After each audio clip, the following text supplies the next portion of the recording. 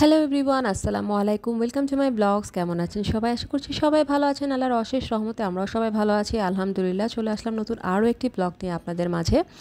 তো এটি হচ্ছে সকালবেলা আমি বাচ্চাদেরকে নাস্তা দিচ্ছিলাম। তো যেহেতু ফ্রিজে সেমাই ছিল, ফিরনি ছিল, তো আজকে নাস্তা এগুলো হিসেবেই খাওয়া হবে। তো এর মধ্যে আমি আবার একটু গোসল করে নিয়েছি। গোসল করে দুপুরে লাঞ্চ রেডি করা ছিল। আমি জাস্ট পোলাওটা রান্না করেছি। গরুর মাংস রোস্ট আগে থেকেই করে রেখেছিলাম। আর আমি একটু বাইরে যাব, ফ্রেন্ডদের সাথে মুভি দেখতে যাব, তাই একটু ঝটপট করছি আর কি। তো আমি তাড়াহুড়ো করে পোলাওটা রান্না করে নিয়েছি, রিদিশাকে খাইয়ে রেখে তারপরে যাব। আর সব কিছু রান্না করাই আছে। তো মাইশা এখন খেতে চাচ্ছে না। আমি বললাম যে থাক, তাহলে খাওয়া লাগবে না। আমি আর রিদিশা আমি আর মাইশা বাইরে যাব, রিদিশা থাকবে ওর বাবার কাছেই। তাই একটু তাড়াহুড়ো করছিলাম, ওদেরকে খাবার দিয়ে তারপর আমরা বেরিয়ে পড়বো মা মেয়ে। তো এই তো চলে আসলাম বসুন্ধরা মার্কেটে। আর আজকে তো আর শপিং করতে আসিনি, আজকে এসেছি মুভি দেখতে। তো দেখা যাক কোন টিকিট পাই। অনেকগুলো মুভি রিলিজ হয়েছে ঈদ উপলক্ষে। তো আমার খুব ইচ্ছে ছিল এবার বরবাদ না হলে জঙ্গলি মুভিটা দেখব। সবার রিভিউ পাচ্ছিলাম ভালো, তো ভাবলাম যে এগুলোই দেখব। তো এই তো আমরা চলে যাচ্ছি এখন টপ ফ্লোরে, যেখানে কিনা সিনেপ্লেক্স, ওখানেই যাব। তো যাওয়ার পরে তো একদম নাজেহাল অবস্থা, সাংবাদিকদের কবলে পড়ে গিয়েছি। আমার ফ্রেন্ডও চলে এসেছিলো, তো ও আমাকে বললো যে তুই ইন্টারভিউ দিতে থাক, আমি সাইডে আছি। সাংবাদিকরা কেন যেন আমাকে দেখে একদম ইন্টারভিউ নেওয়ার জন্য চলে আসলেও মানে তাড়াহুড়ো করে। যেহেতু আমি লাইভ প্রেজেন্ট করেছি, ব্র্যান্ড প্রমোটিং করেছি, নিউজ প্রেজেন্টেশন করেছি, হয়তো ওনারা কোথাও আমাকে দেখেছে, জানি না। বাট জার্নালিস্টরা আমাকে দেখে একদম দৌড়ে চলে আসলো যে ম্যাম প্লিজ একটু ইন্টারভিউ দেন। তো কি আর করা, ওদের ইন্টারভিউ দিতে দিতে একদম নাজেহাল অবস্থা। আমি অনেকক্ষণ ধরে ইন্টারভিউ দিচ্ছিলাম, আমার ফ্রেন্ড পুরা টায়ার্ড হয়ে গিয়েছিল। তারপর আমি অবশ্য কুইজও খেলেছি। আমি কুইজ খেলে 200 টাকা পেয়েছি, উইনার হয়েছিলাম। তো যাই হোক, আরও অনেক সাংবাদিক ছিল, আমি অনেকক্ষণ দাঁড়িয়ে ইন্টারভিউ দিয়েছিলাম।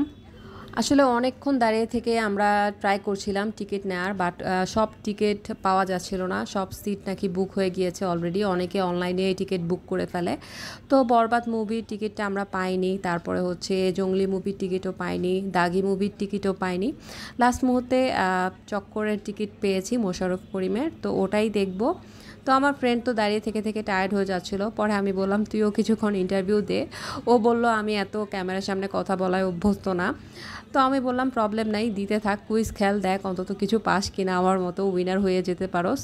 তো ও বেশ কিছুক্ষণ কথা বলেনি, কিছুক্ষণ চুপচাপই ছিল। লাস্ট মোমেন্টে হয়তো কয়েকটা কথার মানে অ্যান্সার করেছে। ও বলল যে ও নাকি আনকমফোর্টেবল ফিল করে। তো কি আর করা, একের পর এক আমি অনেক ইন্টারভিউ দিলাম। দাগি আছে আর চক্কর আছে, এর ভিতরে কেন শাকিব খানের মুভিটা বেছে নিল না? এবার বরবাদের রিভিউটা ভালো যাচ্ছে, তো ভাবলাম যে বরবাদটাই দেখি। তো নিশো আমার ফ্যান, আমি নিশোর ফ্যান। তো আমি নিশোর মুভি দেখেছি আগেও, সুরঙ্গ। বাট এবার কেন যেন আমার বরবাদটা দেখার খুব ইচ্ছে।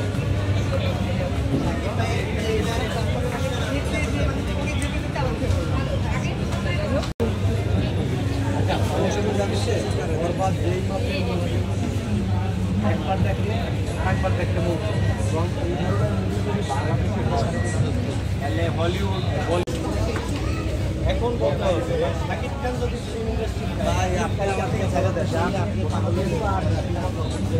তাহলে কি ফিল্ম ইন্ডাস্ট্রি বন্ধ হবে? তাহলে কিছুটা হলেও আমাদের লস হবে, কারণ ফিল্ম ইন্ডাস্ট্রিতে এখন নাম্বার 1 আছে শাকিব খান। তো ও যদি না থাকে আমার মনে হয় জনগণ একটু কমে যাবে, ছবি দেখা কমিয়ে দিবে। আচ্ছা, একটু কমে যাবে না, পুরো বন্ধই হয়ে যাবে না? এখন সিনেমা হল পাইছে এটা কমার্শিয়াল মুভি যে কয়টা হল আছে শাকিব খানের, যাই দেখেন সিনেপ্লেক্সের ছাড়া অন্য কোনো নায়কের ছবি সিঙ্গেল স্ক্রিনে চলে, শুধু শাকিব খানেরটাই চলছে। সিনেমা হল মেইন হলো সিঙ্গেল স্ক্রিন, এখানে আসলে সব ভিআইপি। নিশুর ছবি দেয় আপনার সুশীল সমাজের মানুষ, ওটা আমিও শাকিব করে আমার অফিসে গ্রুপ লেভেলের মানুষ। না, এটা এই ধরনের কথা কি আবার বলতে শাকিব খানের যেমন মেয়ে তারা মানুষ এমন মানুষ।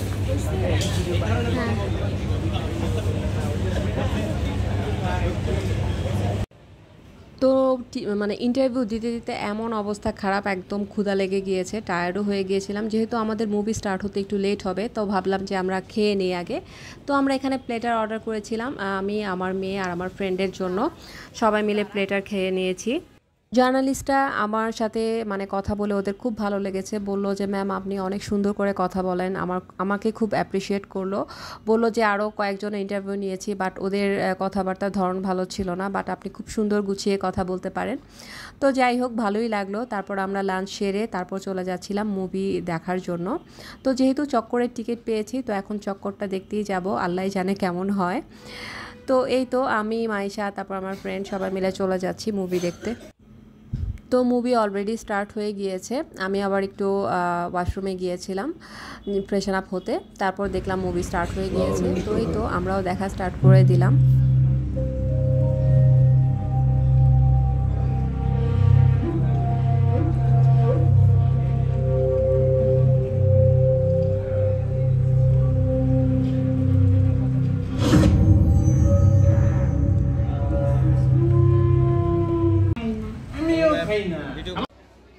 আসলে সব তো আর ভিডিও করা যাবে না, কারণ ভিতরে গার্ড ছিল, ওনারা না করছিল বারবার ভিডিও করতে, কারণ যেহেতু এটা নিউ রিলিজ মুভি, তো বাইরে লিক হলে প্রবলেম। তো যাই হোক, মুভি দেখা শেষ করে আমরা চলে আসলাম। তারপরে আমরা কিছুক্ষণ স্ন্যাক্স খেলাম, খাবার অর্ডার করেছিলাম।